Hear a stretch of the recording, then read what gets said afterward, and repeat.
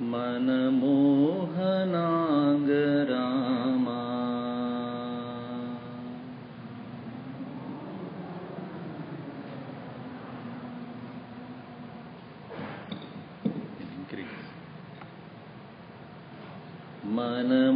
मनमोहनांग रामा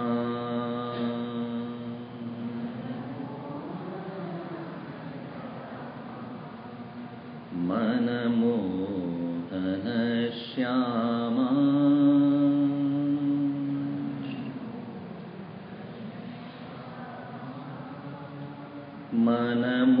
मनमोहनांग रामा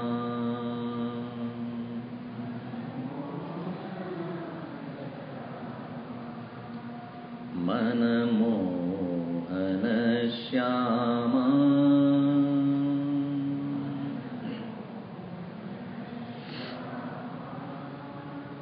प्रेम सुगुण रामा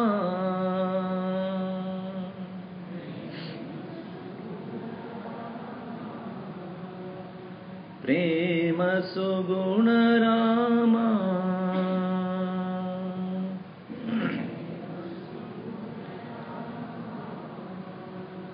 वैदेही हृदय सदा रमा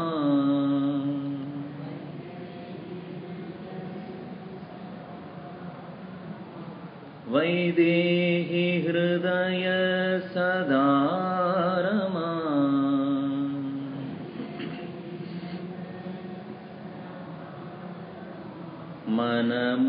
मनमोहनांग रामा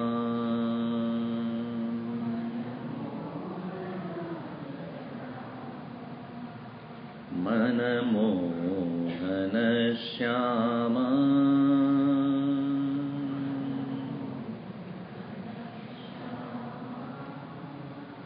दिनकर कुलधीरा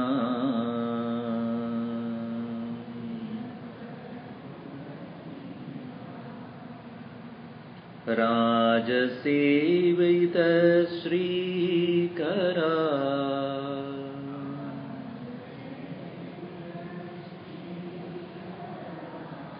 दिनकर कुलधीरा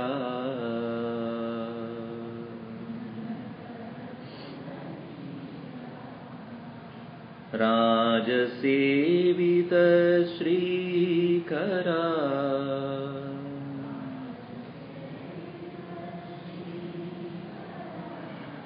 जनगण मंदारा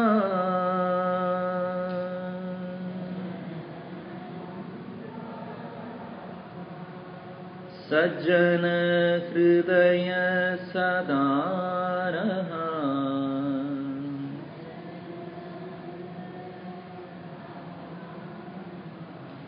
जनगण मंदारा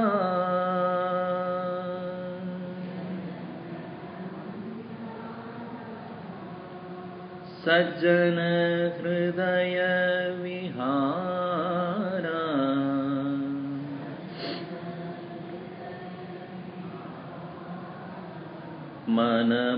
मनमोहनांग रामा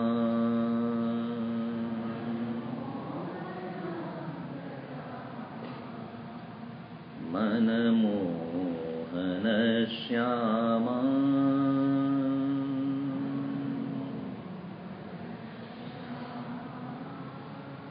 श्री राम जय जय राम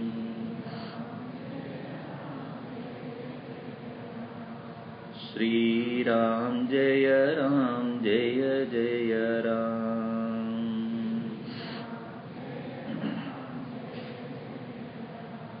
श्री राम जय जय राम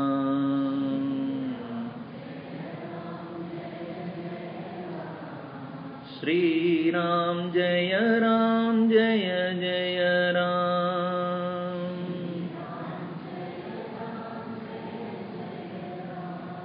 श्री राम जय जय Ram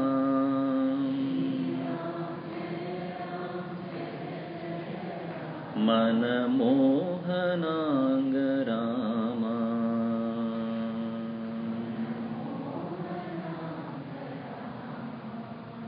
Manamohanashyama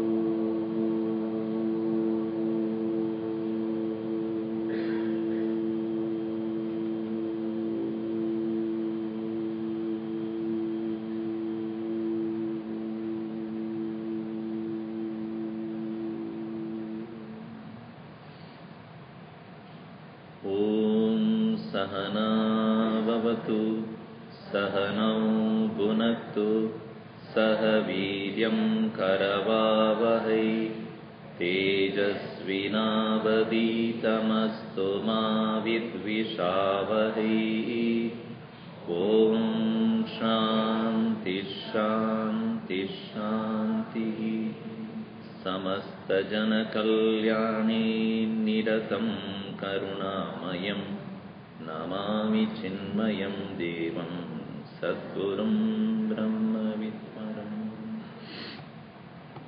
Dhyanam Nama Swarupasya Sahajam Vanamuchyate Naitat Karma Vishesham Va Sagunopasanam Japaha.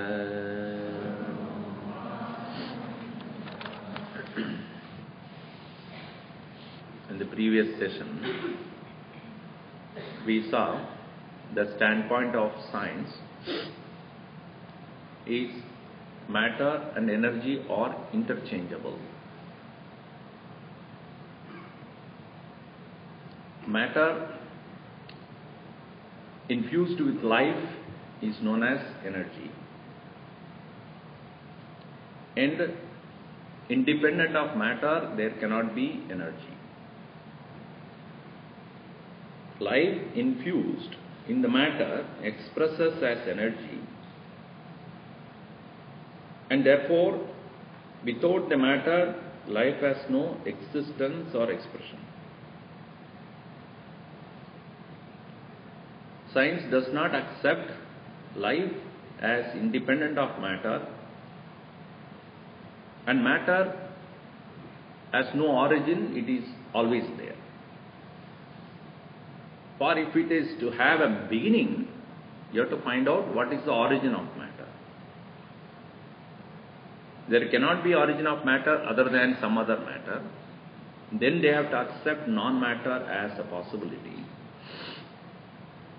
Then they have to accept that there can be something which is unobjectifiable.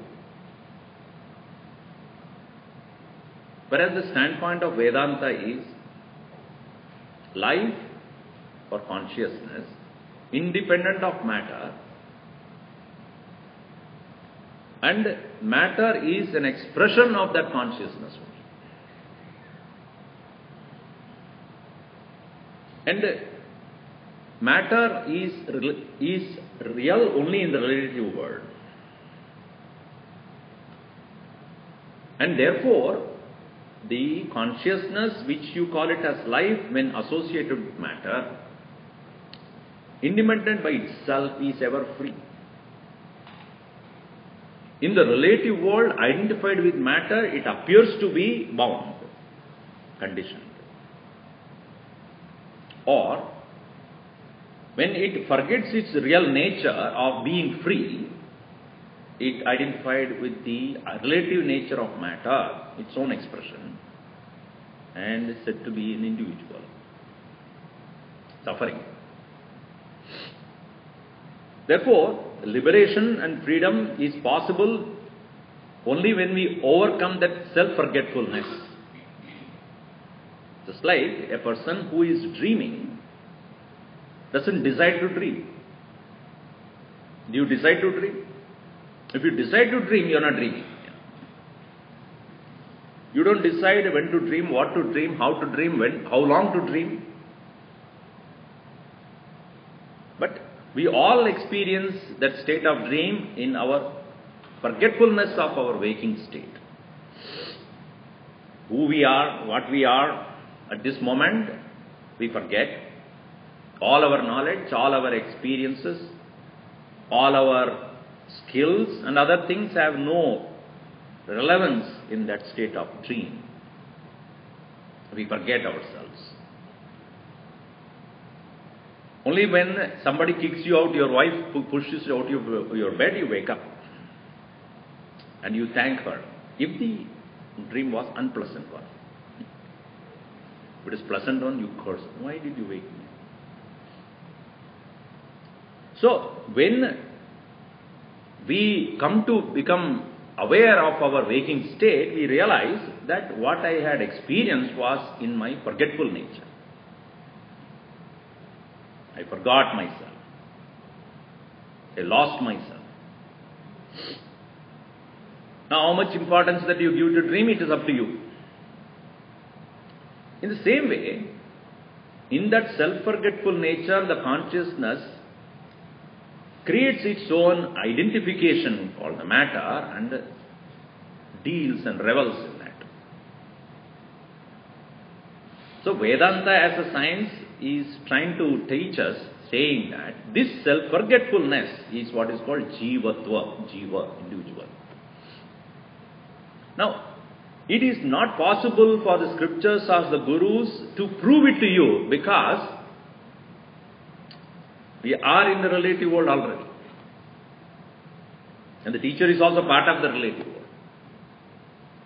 However much he may convince you, unless you get out of it, you will never realize that. That's like a dreamer, however much he is dreaming, until he wakes up, then only he will know that it is not true. So there is this certain amount of limitation the scriptures also admit. We can't. Eto vacho nivartante aprapya manasasa. Speech cannot go there, mind cannot comprehend it. Now somebody would say it is only a hypothesis. It's only a made-to-believe thing. But there is nothing wrong in attempting it. Even if you say that it is only a make-believe hypothesis, there is nothing wrong in attempting to find out, and if it is happen to be true, then great is a relief. There is nothing wrong in therefore attempting to find out whether what they have said is true or not.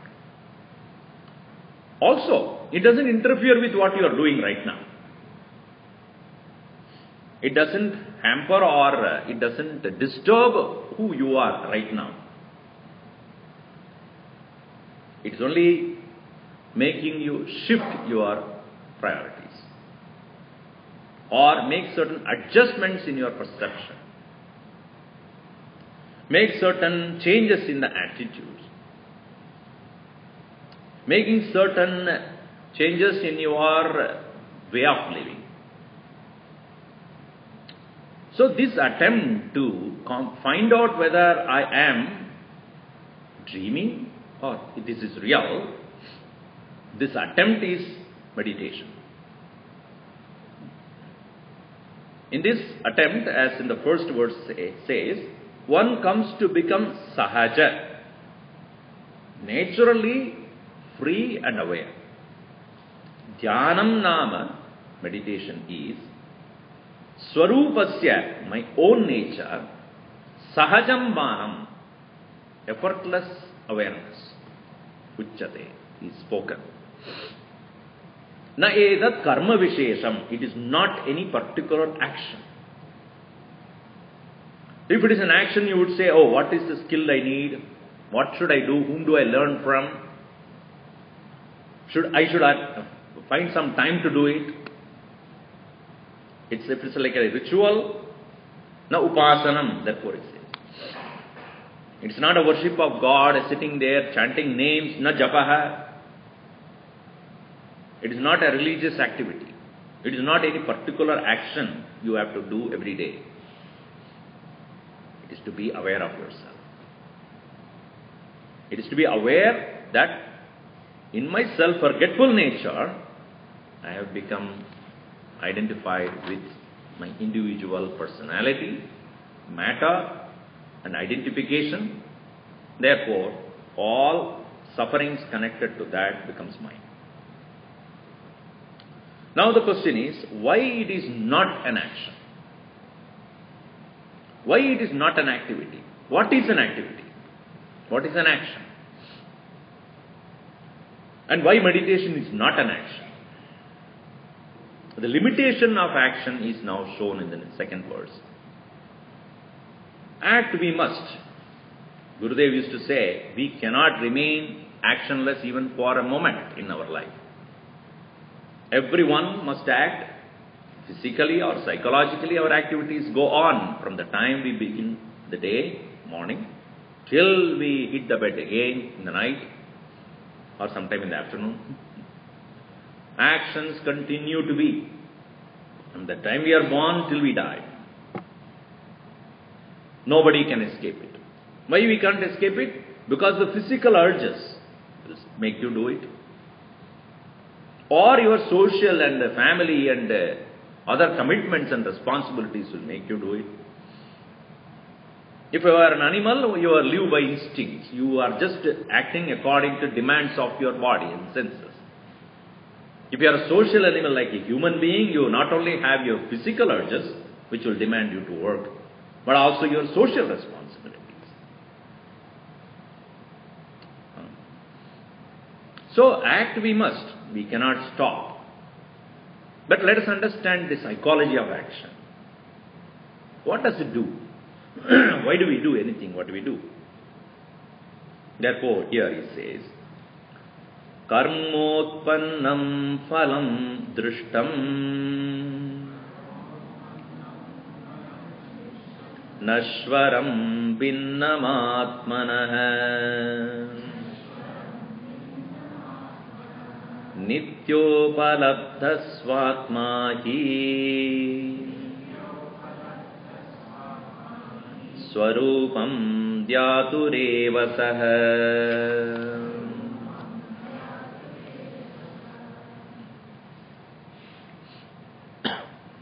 Every action has got a result. You cannot avoid, and the purpose of action itself is to get a result only. Prayojanam anuddishya mudaha api na pravartate. Without thinking of a result, even a fool would not act. But the result that we accrue out of any action can be personal or impersonal. It is for oneself or not for oneself. Now let us look at the first one. Actions meant for oneself. That is what is prompting us to act. We are doing something, we first ask the question, why am I doing, how do I get out of it? You don't ask, what I am doing, what do others get out of it? Very rarely we ask that question. What do I get? What do I get? What do I get? Is it not true? Can you ask this question, Swamiji, what should I do? Others may get this. You don't do that. So, karma utpannam phalam, result accrued by action, drishtam, is seen. First of all, is visualized. When you do an action, you plan for it. Okay, I have to do this. So you have to visualize that. Then you engage in that action. And you receive the result. Let us say that you are, every day you go for work, from morning 9 to 5 or whatever time. So, according to your skills, according to your qualification, according to what you are capable of, you engage in action. And the result is very simple. Either it is for money, for living, sustaining to live, sustenance to live, for sustenance, or it is for, if a person is satisfied with what one gets, then I want to have promotion, I want to prove myself, I want to show what I can, and I want to move ahead in my career. I have to save for my children. Or somebody may be more ambitious, saying that I want to do some difference in this world, in the field where I am working. I want to start my own business so that I can help more people. Whatever. Drishtam. Seen. In Upanishads, they give broadly 4 kinds of action. By action, you can produce something, utpadyam.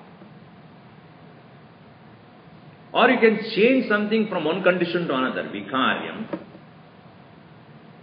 Or you can bring something into a being, apyam. Or it is to purify a thing from one situation to another, or one particular condition to make it pure. It's called samskari. Like if the place is dirty, all of us get into action and then clean up the place, that is samskari. Samskaranam. Or we can all come together and put together and produce something. Utpadyam. Or something is not here, you can get it from market. Apyam. Or what is already there, you change it to something else. Vikaryam. Now, action being done by individuals, limited beings, the result cannot be eternal. Forever. So, any action that is done, the result of which is not only perceived, seen, but also it is subject to perishing over a period of time. Nashyam, Nashwaram. No action is eternal, being eternal result. The results born out of action is limited by time, for the action itself is done limited by time. The cause determines the nature of effect. The cause is of limited nature, the effect cannot be unlimited. Action being performed by a limited individual with limited resources in limited period of time can never produce unlimited result. Even logically it is not possible. So, karmotpannam phalam drishtam nashwaram. Nashwaram means it is subject to perishing, changing. Third thing is, any action that you do that produces a result is not you. It is different from you. Vinnam atmanah. It is different from you in the sense, it's not you, it is something which you have got, which you have acquired, which you have started owning it. When I get and buy a car, that car is not you. But if you start thinking car is you, it's called ahankar.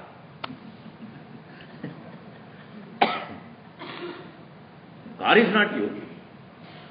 Car, you own a car. You buy a car. You drive a car. Yes, all right. Similarly, you go and get married to someone, but someone is someone else. You may have an intimate relationship, all right. You may derive a lot of joy out of the company, all right, but it's not you. I buy a coat or a shirt. Yes, I buy it and I enjoy it, I wear it and I show it off to everybody. But that is not me. It's always away or different from. Which means that I am different from it means that that can be discarded. I can be away from it. Or it will go away from me. Right? It can be a car, it can be a person, it can be your own friend, it can be your own wife, it can be your own husband, your own children. Your name, your fame, your position, your money, your whatever that is which is born out of your action is not you. So there is always a possibility of losing it. What it amounts to is, action can produce only limited results subject to change and being lost. Therefore, it cannot guarantee you freedom. It cannot guarantee you absolute happiness. Temporary happiness is possible. A pleasure you may derive out of acquiring it, owning it, possessing it, using it. That it cannot give you happiness forever, or you cannot be sure of it. No doubt when somebody gets married, everybody is laughing and happily singing, and that person also, poor fellow, is, or lady girl also thinks that everything will be happy like today. We are the hero and heroine of today, and then everybody is happy that we got married. Then reality strikes in. Is it not true that everyone of, if there is another person, means there is a difference. Edasmin udaramantaram kurde adatasya vayam bhavati. Udaramantaram. Even there is a little difference between you and anything else, cause of fear. Maybe a person, maybe a thing, anything. Possibility of losing. Possibility of change. Either that changes or you change. I'm not saying you therefore should not have any relativities or relatives and other things, possession. I'm not saying that. But be aware. We are talking about being aware. Being aware of the fact that anything other than me, Bhinnam Atmanaha, is not Nityam. It is not eternal. It is not always. And being subject to change, there is no possibility of assurance of joy. I do not deny the fact that it can give you temporary pleasure, joy, etc. There is no doubt about that. But don't look for adhruveshu dhruvam. Don't expect eternality in the temporary things. So, the fundamental reason why we are engaging in meditation is, as I told you, is to discover that freedom. As I said in the last session, it is not just to being relaxed, just become more efficient in work. These are all byproducts. But the basic purpose of meditation is sahajam vanam. Natural state of awareness of freedom. Natural state of awareness of the fact that I am always happy. Happiness not derived from anything else other than me, because that which is other than me is subject to change. And I can never be sure of it. So, meditation is not this kind of an action which only produces limited result, which is subject to change, different from oneself. So, any action undertaken cannot make you free. So, for freedom is not out of any activity. Freedom is not by acquiring, possessing, owning, claiming, achieving, accomplishing something. If at all there is certain amount of freedom, it is a freedom of the mind for a short period of time. Just like the child which is growing up in a very conservative, very traditional, very conditioned and controlled environment, in your own house, in your children, I want to go to the university and be free. That child is looking for getting out of the house. Only to realize that when you get out of the house and you go away and stay by yourself, you have to cook your own food. You have to wash your own clothes. You have to clean your own room. You have to take care of your own car. You have to take care of your own insurance. You have to earn your own money. You have to pay your own bills. Oh my God. Now, the freedom came with a certain amount of responsibility of that. Freedom all right, but not without responsibilities. Freedom without responsibility is brutal living. Brutes only can do that. So,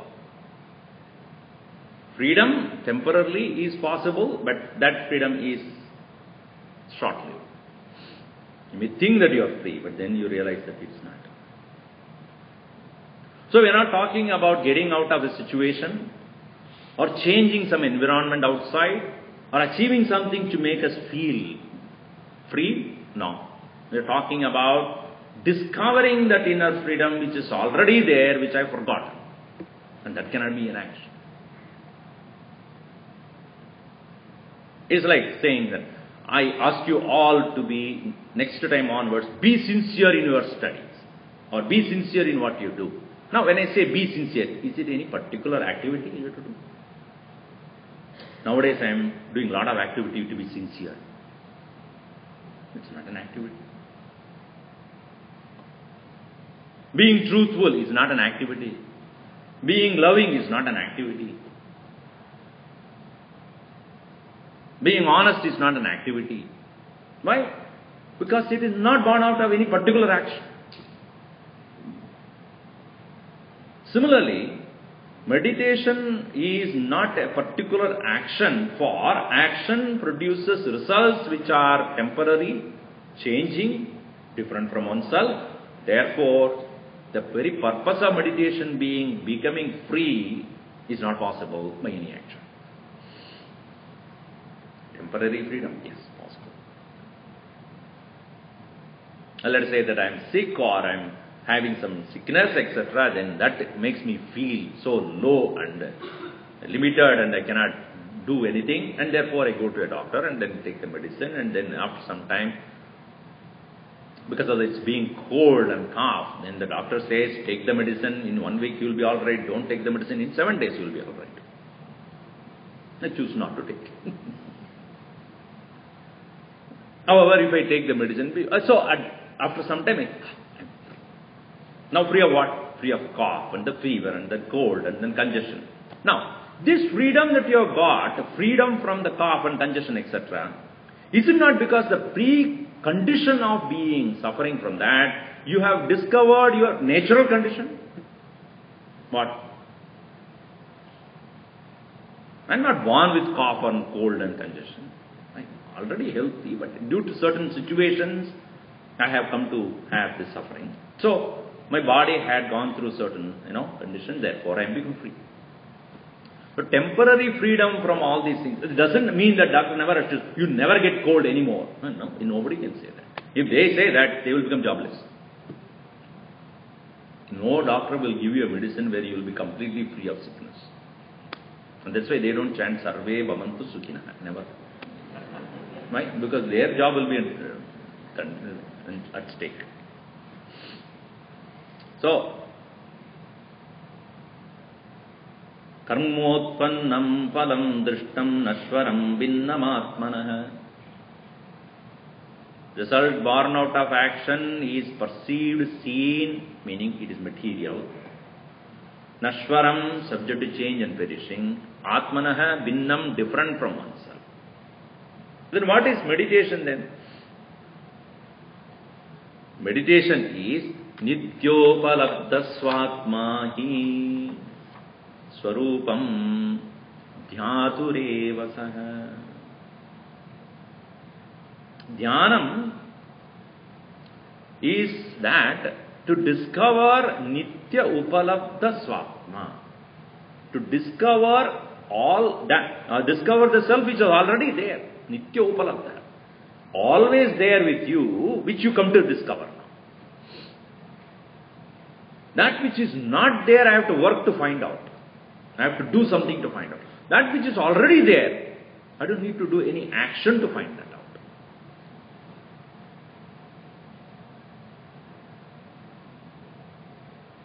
Are you all breathing? What should you do to know that? Do something. Are you all breathing? No, nobody says anything. Nobody. Are you all breathing or not? Now what should you do to know that? Stop breathing. What should you do to know that? Should you do anything? Are you all there? What should you do to know that? No, I want mirror. I will tell other person, hey, do you see me? So I am breathing. Now I have not been paying attention to it. I have been breathing. All of us are. But I am not paying attention to it. Therefore I take it for granted. It's going on its own. Now when I ask you, are you breathing? You say, yes. What do you do to know that? I don't need to do anything. Become aware of that.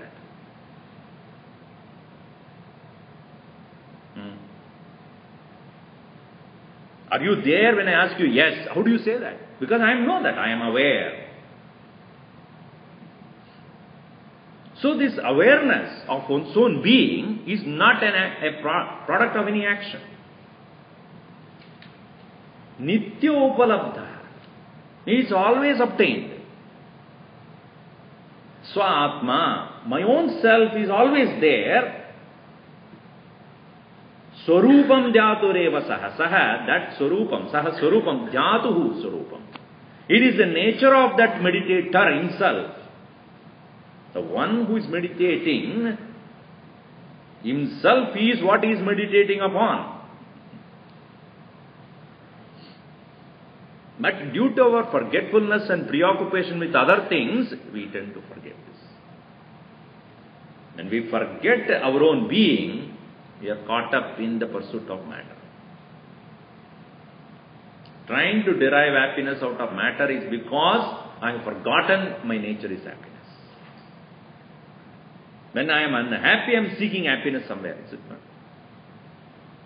When you are already happy, then you don't have that pursuit. When you are already taken lunch and you are up to this full, you don't look for food. You look for a bed to sleep. So when I am unhappy, I am seeking for happiness. When I know that I am happiness, then what is the need for me to look for anything that can give me that happiness? Therefore, in that Nitya Upalabdha Swa Atma, wherever obtained self, when I have forgotten, then I need to do something to get it. And that is my mistake or my misconception, that I have to do something to get it. Just like when I am already breathing and I am a breathing being, that's called animal. Animates, that's animal. I being a living being, breathing and existing, to know that I am, or to know that I am breathing, I do not need to do anything else but to shift my attention from other things to what is already there.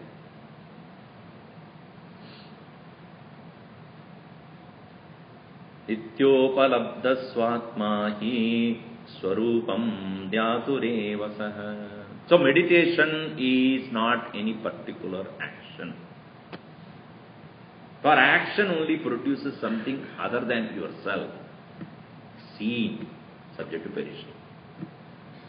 Whereas meditation is where you come to be aware of what is already you are. And yes, it is apparently looks like an action. It is because you are trying to move your attention away from what you are doing. That action takes place. That will come a little later.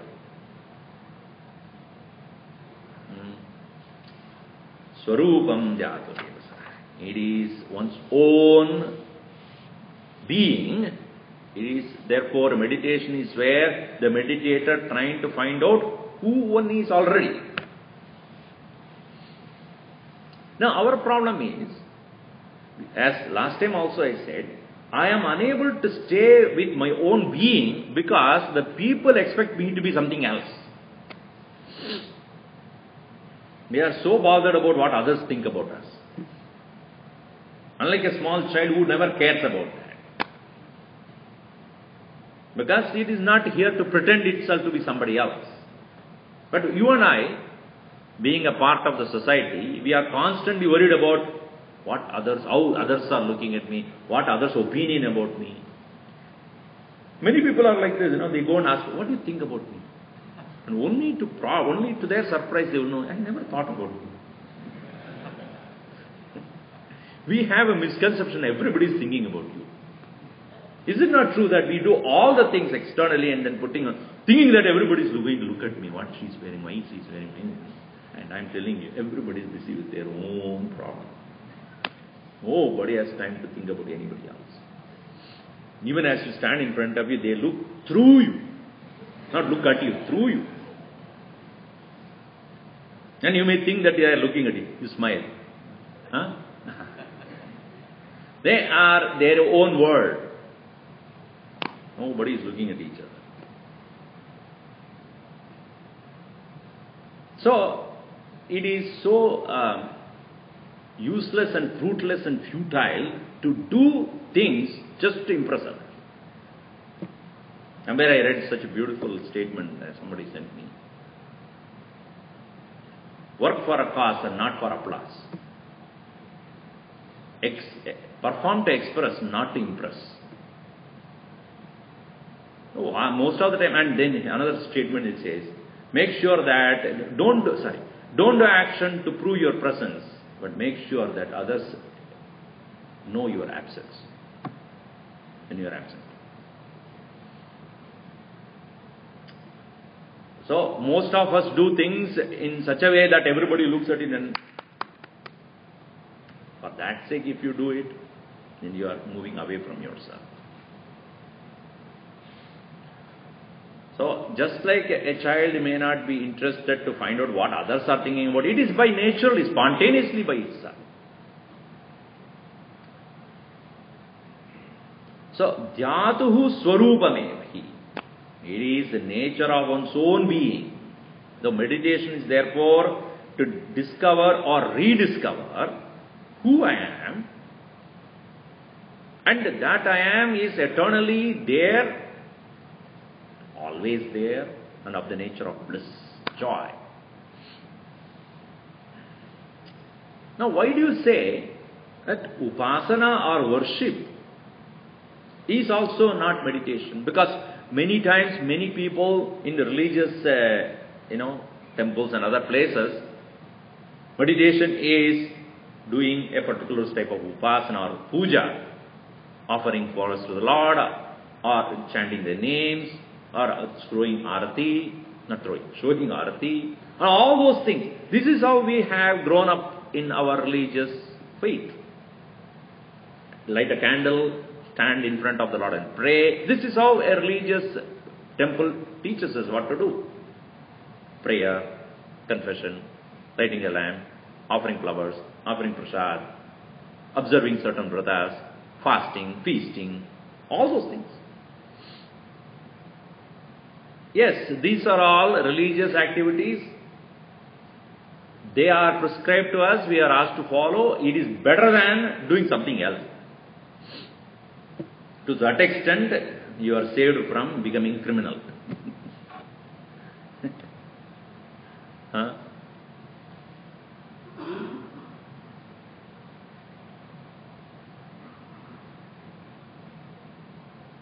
Yesterday I read somewhere this beautiful statement. Religion is that which makes poor people avoid murdering the rich.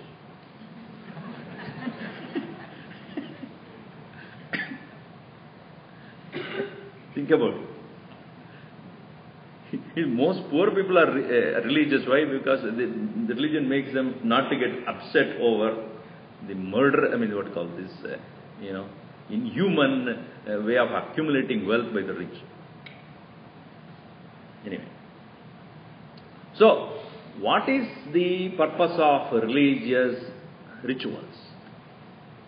And what is that which is achieved out of that? Now you see in the next verse he says, Nikrishta vasti nidrushti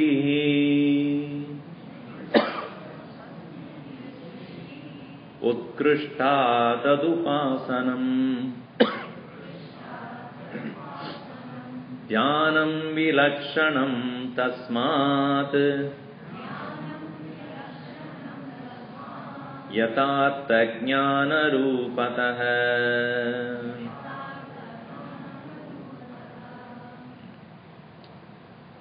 This is a very bold and straightforward statement which many religious people won't like it. Every religion survives by symbols. Without symbolism, no religion can exist. This is a Christianity, it is a cross. Islam, when you say, it's a crescent moon. Hinduism, you say, oh, variety of. So many different symbols. Om included. Oh, right there. Okay. Or every form. These are all symbols. Just like your own corporation when you are working, there is this logo. What is that logo? Logo is to express the very purpose or the objective or the vision of the organization. Or just an identity. Apple. Is there anything to do with the computer? You eat it? What's the idea? It's just a symbol. So, every organization got a particular icon or some symbol to distinguish itself from others. So also religion. Religion is not just to distinguish itself from others, but it has a higher purpose of indicating something which is hard to explain. What cannot be indicated, what cannot be explained can be easily put in the form of picture. Like we have the forms of Saraswati, Lakshmi or Durga or any other form. These are all to explain some philosophy which is difficult otherwise in the form of words. When he said it's an elaborate explanation. So symbolically it is represented there. So the cross that the Christians worship, what does it mean? It's just wood. But it represents the sacrifice. The love of that individual, Christ, who sacrificed his own life for the sake of others. So when you look at the cross, you have the feeling a person of that, of stature and compassion and love, sacrifices life for others.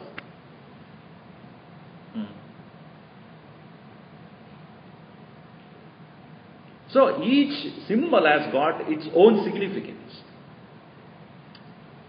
But the problem that we see in today's world is, when you don't understand the symbol represents certain sacrifice and compassion and love, which is common in all religion, you hold on to a symbol and start hating all others.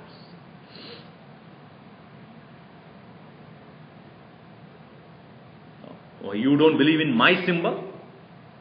I'll kill you. I'll destroy you. I'll remove you from this earth, face of the earth. Or the whole community I want to destroy. Why? Because they don't believe what I believe. So what is the purpose of a symbol? An idea projected upon an ideal. An ideal projected upon an idol. Nikrishta vastuni utkrishta drishti. In an insignificant object, a higher perception. Nikrishta, insignificant. Utkrishta means of high significance. Ut, when you add Krishta, Utkrishta means of a higher significance. Nikrishta means of insignificant. Nikrishta vastuni, in an insignificant object. Utkrishta, of the higher perception. Drishti, vision. Vision of an ideal in an insignificant idol. This is upasana. This is called upasana. So when you are sitting in front of Lord Shiva's form there, it's a stone. It's a marble stone. Made of marble by some artist who had a beautiful imagination and a skill. And he had made that marble stone in the form of a beautiful form of Shiva, sitting there. What does it signify? Deep meditation, which the Lord is ever in, to be discovered in that. That the Lord is discovered in that deep, one-pointed, attentive meditation, and the Lord is seen to be having that as his posture, sitting there quietly, closed his eyes. Now what is that you should derive out of? That when I look at that form of Shiva sitting in deep meditation, I must emulate that quality of meditation.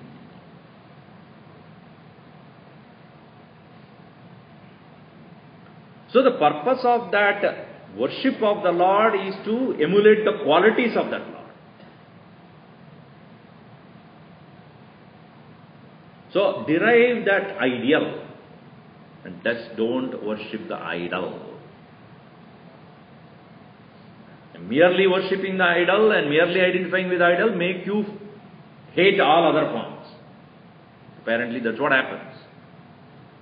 So people who do not understand the purpose of upasana, upasana means upasanam, sit near. Sit near the form and emulate their qualities. Derive inspiration. Practice what that symbol signifies. When you stand in front of the cross, you must emulate the quality, I must sacrifice for a higher cause. I must forgive others. I must love people unconditionally. Is it not what he did? When you see the Buddha sitting there in deep meditation, closing his eyes, the very abode and the very epitome of compassion. When you look at that form, you must derive that unconditional compassion. So, Nikrishta Vastuni, in an insignificant object, Utkrishta Drishti, vision of something higher, this is Upasana. And that is necessary for us to uplift ourselves from our lower urges and lower demands of life to something higher, something greater. That alone is make us progress further. We remain in the same condition, we are no better than animals. Khavo pivo maujudo. Eat, sleep, make money. That even a worm does that. What is that we are here for as a human being? It's for a different purpose. So then, when we do not evolve by having the religious symbol as a stepstones to our own growth, instead we become so identified fanatically and start hating others and killing others and destroying others in such a blindness, then we are lower than animals. Animals do not have religion. Religious reason they don't kill each other. They kill only when they are hungry. And we take our gun and move around. Whom to shoot now today? What such a brutal way of living as so-called developed nation, and we are afraid of each other. We do not know who is carrying gun. So, purpose of Upasana is to project the idea of greatness in something which is insignificant. Now, how is it different from, how meditation is different from it? Dhyanam vilakshanam tasmat. Meditation is jnanam tasmat vilakshanam. Vilakshanam different from that. Tasmat vilakshanam dhyanam. Meditation is different from this. In what way? Because the idea that you are projecting upon something, that is you yourself. Yathartha jnana rupata. So in Upasana, the idea of Godhood, idea of a greater awareness, greater quality is projected upon something to derive inspiration.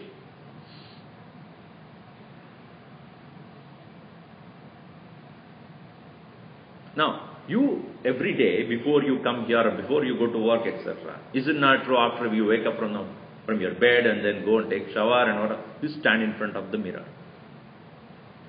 Now, what you see in the mirror is yourself. And you correct yourself. Whatever you put makeup or whatever, comb the hair, whatever. The mirror is only acting as a helpful tool for you to see yourself. If the mirror is not there, you don't have a face. Face is there, but Facebook is, not Facebook. Face is there, but I cannot show my face to the world. Because I don't know how my face looks. I do not know how my face looks. So the mirror is to show not anything different, not anything that is not there. It is only showing for you to become aware. Is it not true? It is not showing something which is not there. Oh, if it has to show something which is not there, you will never go into that. If you go to a mirror and show somebody else's face, just imagine that. Just think of it. When you stand in front of a mirror, it actually shows somebody else's face. What do you do? Will you be interested? Will you not be interested? Because it is not me. It has to show what is already there. So that you can adjust.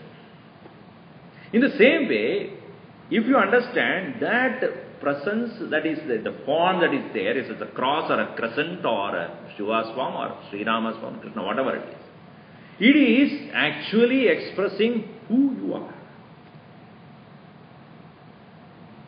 The Shiva who is sitting there in deep meditation is your real nature. That's what you really are. Sri Rama standing there with his bow and arrow, proving that I stand for what is right at any cost.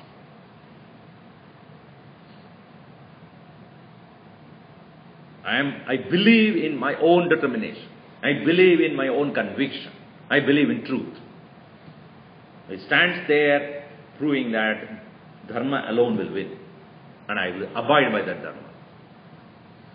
So these divine qualities are already there and we are not able to discover it ourselves. Therefore, we need an external symbol to exhibit it. We forget. So a temple or a religious icon, a symbol is to remind us again and again, this is what you should be, this is what you should do. Whether it's you are going to the temple and looking at it, or in your own home you may have the pictures of the Lord. It is not just to worship the Lord for what He is. Worship the Lord for what I am really is. I am. This I have forgotten.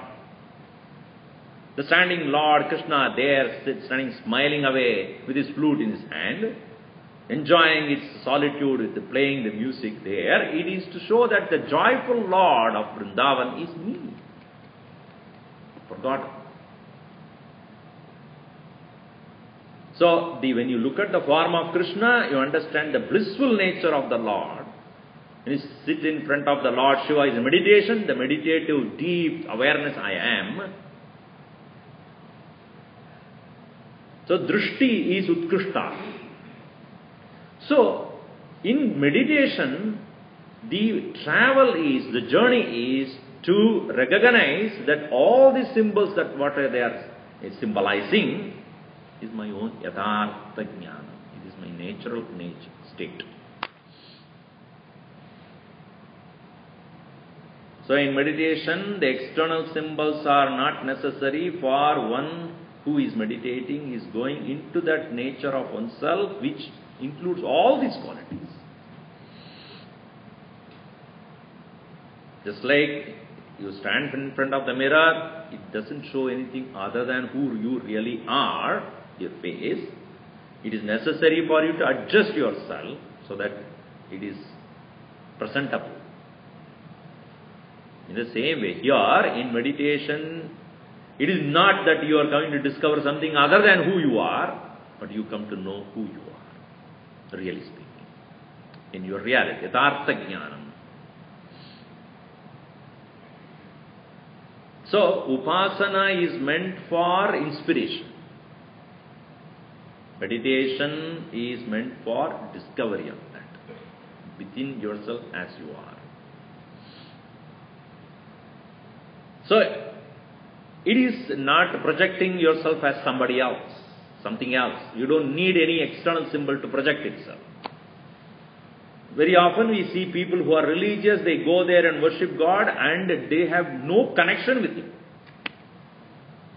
भगवान तो परमात्मा है, मैं तो अल्पात्मा हूँ, बस. I mean, you go and it's like going to what do you call, a basketball game or a football game or whatever. You go there, pay money and then eat popcorn and then clap your hand and come back. Is anything changed in your life? Others made money, that's all it is. So you go there to entertain yourself and come back home unscathed, completely as you are. You went as a fool and they come back as a fool only. Nothing changed. I spent 3-4 hours, money also. Go to a movie, the same thing. If you are going to a temple also in the same way, go there and worship God, put flowers and come back home, nothing has happened, the whole purpose is lost.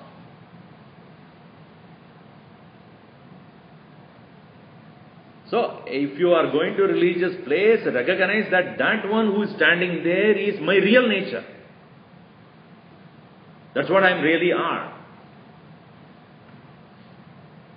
So, if that inspiration is not derived out of going to the temple or worshipping a particular form of God, then it is like doing any other entertainment program.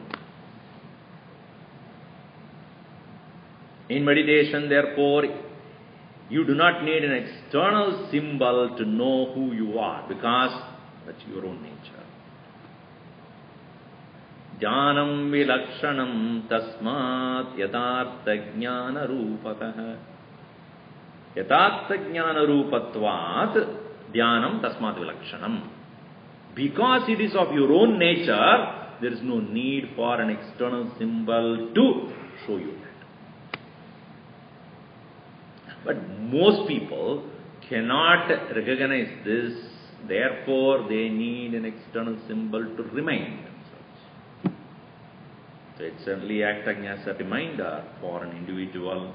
So religious symbols are symbols to remind you who you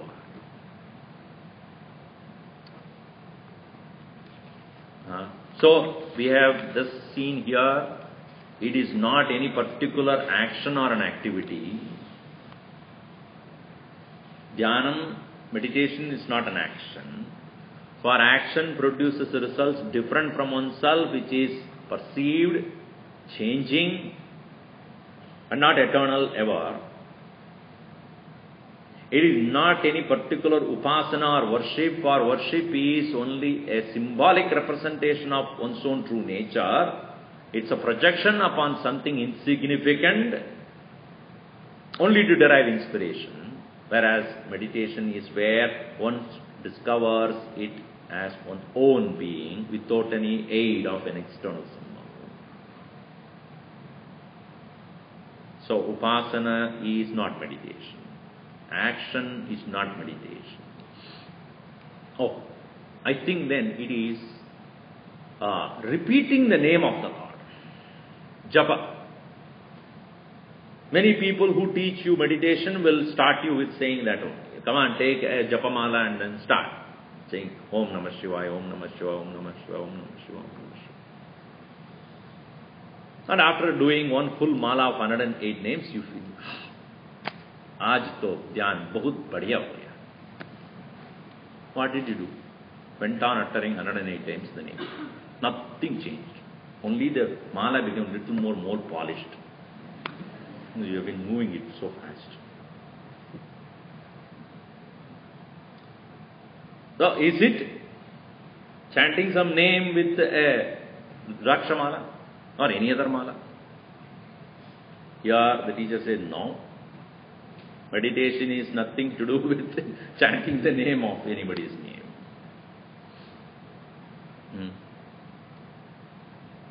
Mantrikasya vartanam vai Japo va karma uchyate.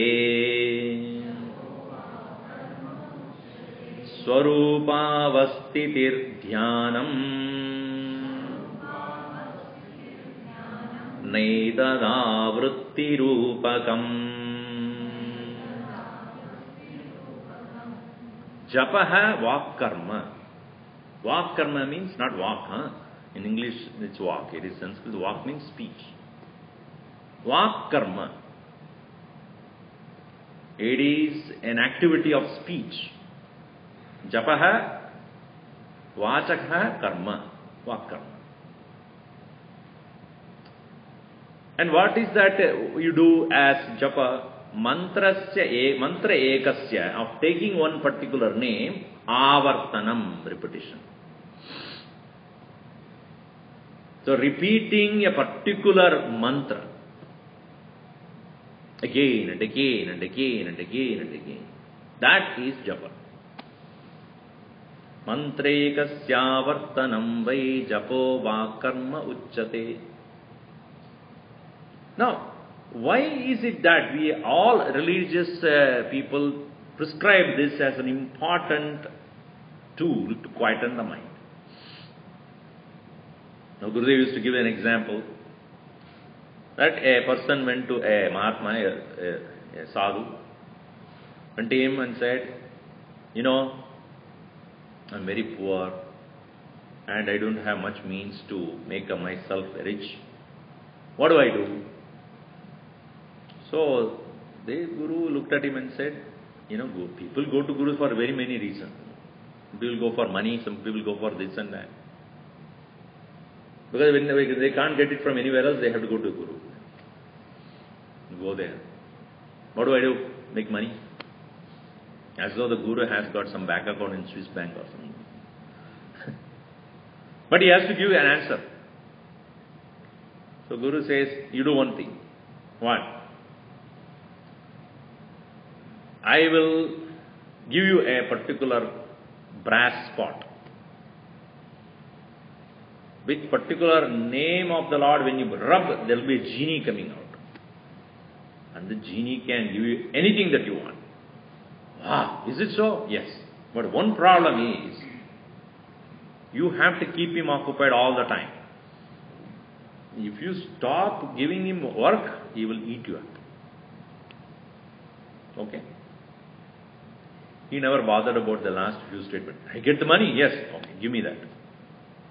So he goes home with the name of the Lord. He rubs that brass pot. Came a huge genie. Yes. What do you want? He never looked at it. Oh my God. This is so huge. Okay, I want a palatial house. Here, palatial. Now, what do you want? I want the 7 fleets of cars. Rolls-Royce cars. Here, everything. 100 servants to serve me. Here. Now his train of thought stopped. Now what do I want now? I've got the money, I've got the people, I have the house. I want a lot of food. Here. All varieties. Chinese, Mexican, every variety. Now what? What? Tell me. What? No, he got afraid. His mind is not as fast as that fellow is able to do. So he said, let me think. No thinking. You tell me, otherwise I will eat you up. So, I have got the money, I have the place, I have the food, I have the people. And I want hunger. Here you are, hungry. Eat. Now tell me what I should do. You don't start eating. You tell me what I should do. So now he realized that this is dangerous. So just come behind me, and he started running. He went running. Guru, yes. What you gave me is Rakshasa. He went on giving everything, but I don't even have time to even enjoy that because I have to keep him working. If I start enjoying that, he will have no work and he will start eating me. What do? I cautioned you. What do? Do one thing. Ask him to create a big pole. Put it on the ground, yes. And ask him to go up to the top. Once he reaches the top, he should come down. Once he comes down, he has to go top. The top, he has to come down. Go do that. So he again start running, the genie was coming. Come on, give me work, give me work, give me work. Bigger hole, yes. Put a hole, yes. Go up. And then when you reach the top, come down. And when you come down, you go up. The genie, going down. Now I can enjoy what is given to me. Now this story is funny, right? It looks funny. That is what our mind is. Our mind cannot stop. It has to continuously engage. The moment you stop doing nothing, it will eat you up. That is what is called worry.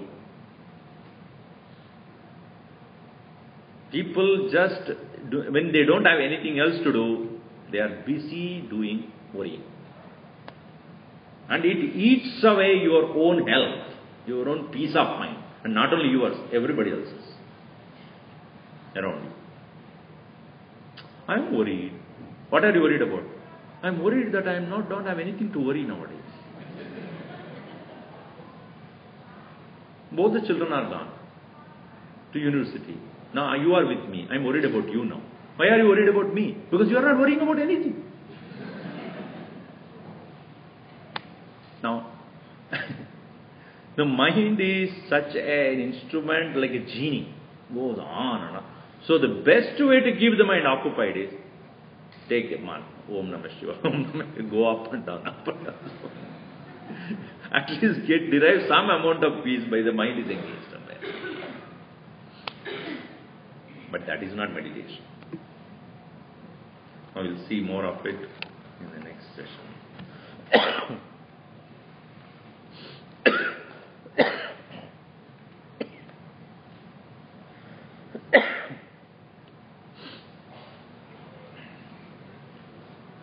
Om Sarve Bhavantu Sukhinah Sarve Santu Niramayah Sarve Bhadrani Pashyantu Ma Kaschid Dukkha Bhat Bhavet. Om Shanti Shanti Shanti Hari Om Shri Guru Pyo